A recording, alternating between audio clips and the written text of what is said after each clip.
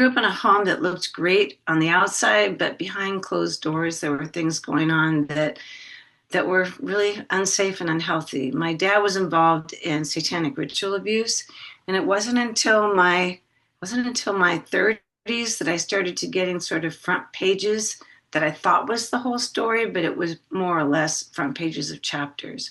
And so over the years, I've done quite a bit of work to unpack my story. The abuse, it included sexual abuse, it included family-controlled sex trafficking. That's pretty much where I came from and what I went through. And I also, as a result of that, I ended up in situations that were unsafe for me. Probably myself reenacting the story or trying to fix it in some way subconsciously. So it didn't just impact my childhood, but it impacted my teen years and early adulthood until I ended up, in a safe place with marrying a really amazing man who, in that area and time frame, I felt safe enough for my story to emerge. Why I believe my memories are true? Um, that's a good question. It's also a controversial question out there. I realize that working from the trauma side, helping people now, and coming as a trauma survivor into that. And the best way I can tell you that I believe confidently that they are true. There may be some things that vary. Maybe I didn't figure out the same age or the same. Maybe the time frame is like I've had a memory come up where I couldn't figure out the age, and the therapist I worked with, who's very good at this, probably predicted that this same sort of event happened multiple times, and so there were layers of that. But it doesn't change that the memory was true, if that makes sense. It means, and I have found that as I've worked through my memories and processed my memories, I might go into a memory, and in the very beginning, I might feel like, wow, I'm so sorry. My wrists really hurt.